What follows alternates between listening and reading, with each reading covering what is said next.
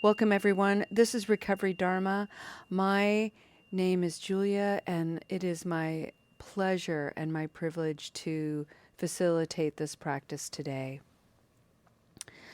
We have a couple of people who are new, and so I just want to take a quick review of what Recovery Dharma is and what we've been doing in the Spokane Sangha for the last couple of months, really. Since the beginning of March, we have been exploring the theme of forgiveness. And forgiveness is an enormous topic. It is highly complex and personal. It is nuanced, and it is a lifelong process. In Buddhism, there is a very specific way to cultivate forgiveness as a practice, and we're going to work with that today. But before we do, I want to bring everybody into awareness of the bedrock of a Recovery Dharma practice, namely the Four Noble Truths and the Noble Eightfold Path. I want you to, and I encourage you to play with the word noble. It isn't a common word as an adjective in our everyday conversation. And the word noble is intentional. It is a gentle calling to yourself, your incorruptible, divine self that is always aspiring to grow in wisdom, joy, loving kindness, compassion. The Four Noble Truths are simple yet profound. There is suffering in this life. There is great discomfort that we all experience as human beings. That's the first noble truth. The second noble truth is there's reasons for this. There are causes and conditions to our suffering and our discomfort. Some of those causes and conditions are self-made, and some are not. When we understand the causes and conditions of our suffering and our discomfort, we experience a kind of harmony. We suffer a little less. And to really work with these discomforts, to really understand them to the point that we are not afflicted by it, less and less to the point that we are free from it altogether, is a practice, a new way of life. And that way is called the Noble Eightfold Path. The interpretation of eightfold path, is to bring the mind into awareness that this way of life is not linear. It's not one step after another forward in one direction. And it's also not to imply that if you were to take any steps backward on this path, that somehow you are failing, you are less than, you are doing something wrong. The Eightfold Path, instead, is a dance. And in any beautiful dance, there's a great deal of fluid movement forward and back, spinning and sideways, sometimes falling down, showing us where our balance is off and where we can gain strength and stamina. The Noble Eightfold Path has 8 very specific aspects, elements, matrices that really help us and guide us. They are wise understanding, wise intention, wise action, wise speech, wise effort, wise livelihood, wise mindfulness, wise concentration.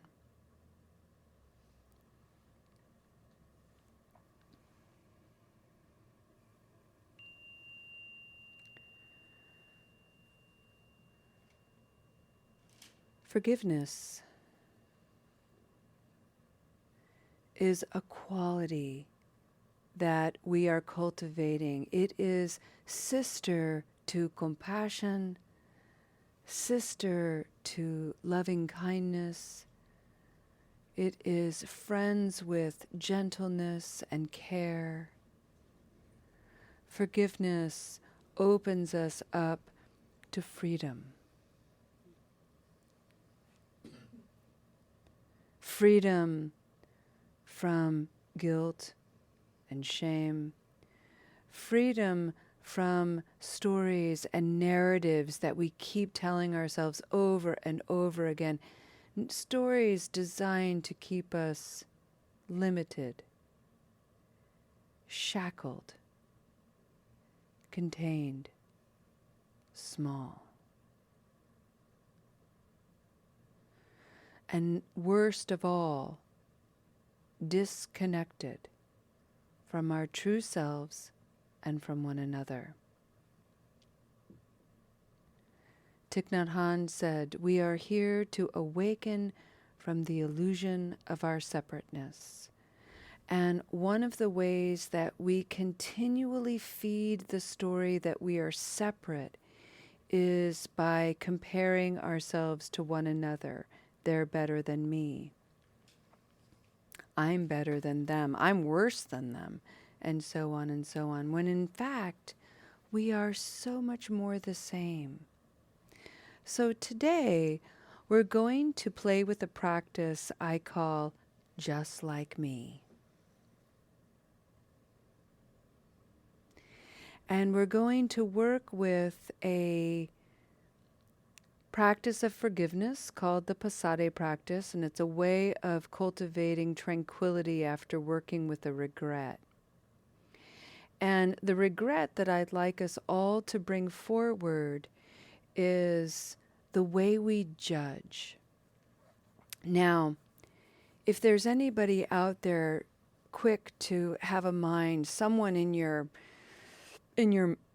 mind, some archetype in there that's like, I don't judge. I've worked on judging. I'm through with judging. I'm done with judging. I never judge. Very clearly stated, you are deluding yourself, and just smile at that reality. Because here's the thing, friends.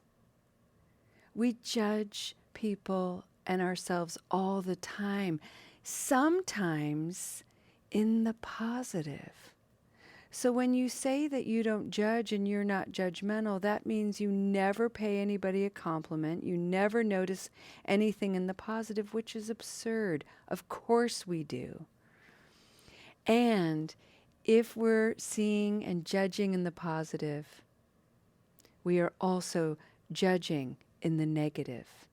Two sides to one thing. All of which is okay. So just like me, you judge positively and negatively. Today, bring forward a judgment, positive or negative. Bring it into your mind. I recently had an encounter with someone who was so negative about life. Life is so stupid. Politics are so dumb. Life is so hard. Grumpy, grumpy, grumpy Eeyore. That was my judgment. I'm like, wow, look at that. That just popped up into my head. Totally judgmental. There it is. Grumpy. That person is so grumpy. Just like me. I'm grumpy too. I may have different expressions of grump, but I'm grumpy. And I bet you are too, just like me.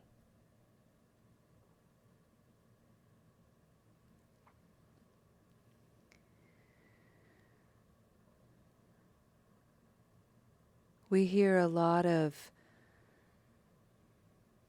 sharing here about traffic and how people get easily agitated driving.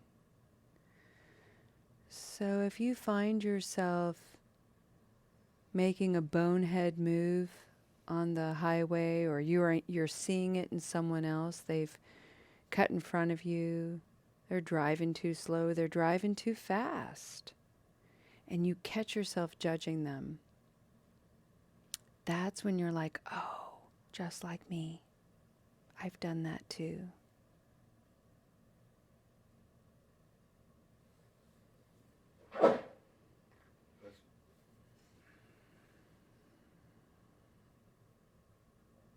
Scrolling on your phone, not paying attention to somebody who's trying to talk to you. It's so annoying to witness in other people, just like me.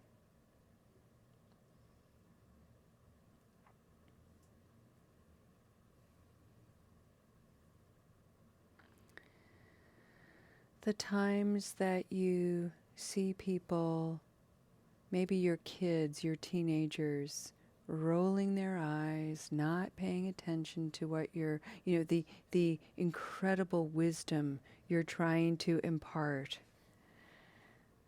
They just can't deal. They're just rolling their eyes. Yeah, just like me.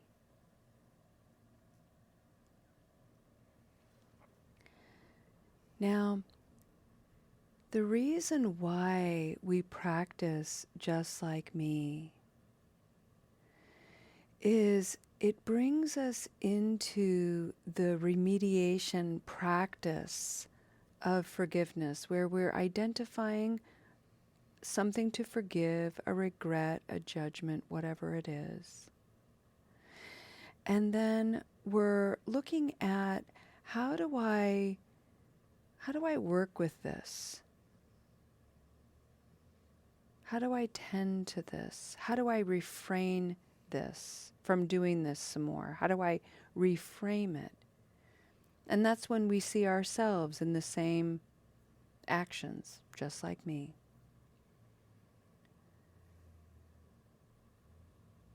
And then to remediate this, to bring some ease, to bring it into a higher quality of practice, to extend this beyond ourselves.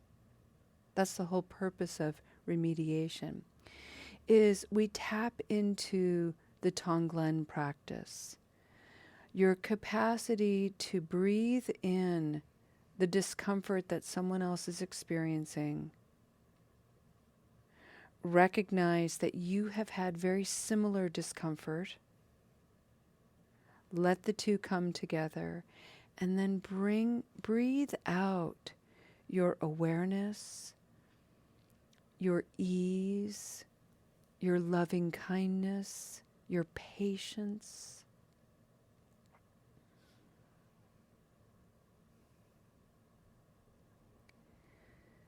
Breathing in, I see this person's depression, grumpiness, just like me. Breathing out, ease, something to smile about, some little joy. Breathing in discomfort, breathing out ease and joy.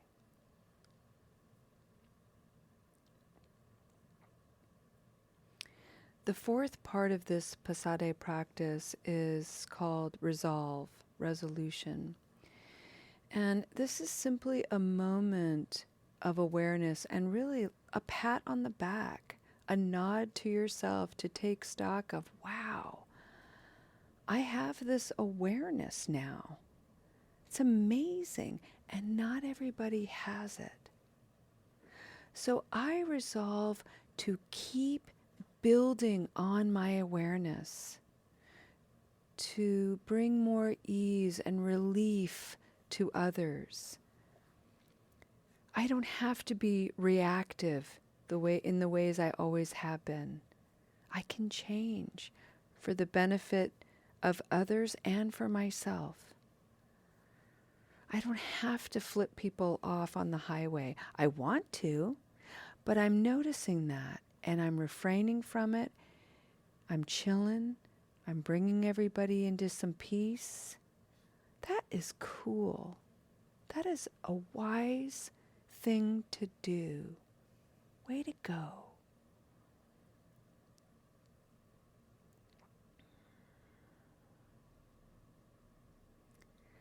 Let's take a couple of moments of silence together as a community and observe a judgment that was made in the recent past, maybe even this morning. See yourself in that judgment, the way you have acted unskillfully, the way you have done very similar things, just like me. Breathe in the discomfort of that. Breathe out its ease and relief and space. And then resolve to keep working at it. Keep building, keep growing, keep learning for your healing and for others.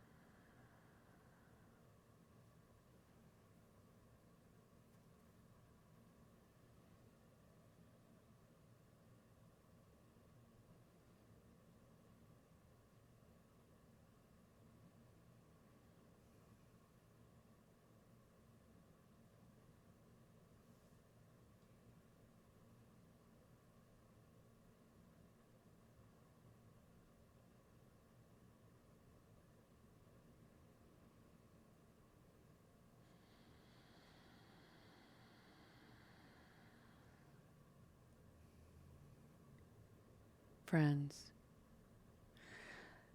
the purpose of this practice and many spiritual practices like it isn't to train our minds and our thought processes so that we rid ourselves of conflicted and afflicted mind states. That's like saying, I'm going to be so spiritual, I no longer have to worry about being so human.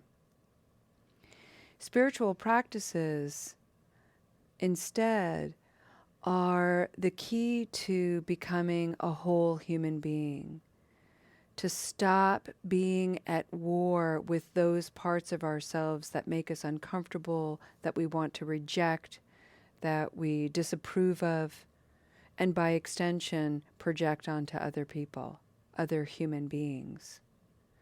So the more we can embrace and allow those aspects, those shadowy aspects of our inner landscapes to define us as whole human beings, the more we make peace with that, the more we make peace with one another.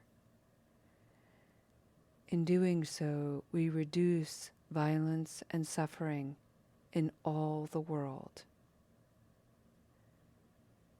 And it begins with each of us in a simple practice of noticing the way we judge, the way we disapprove of others who are just like me.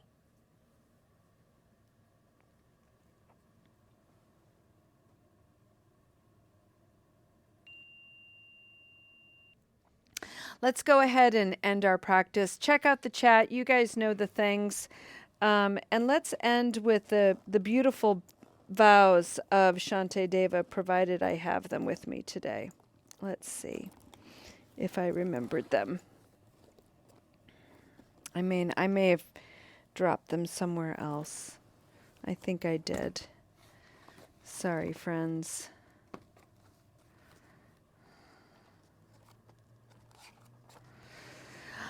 I don't have them with me, so let's make up something on the spot.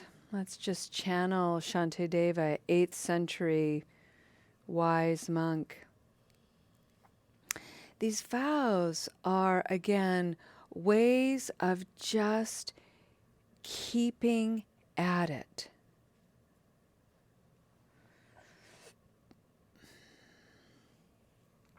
All human beings suffer from ignorance, cluelessness, unskillfulness, resistance, defensiveness, a myriad of afflicted mind states, just like me. I vow to hold space for them, for me, in forgiveness, leniency, acceptance. All living beings want to be happy, safe, free of suffering, just like me. I vow to continue practicing, growing in wisdom, compassion, loving kindness, joy, equanimity.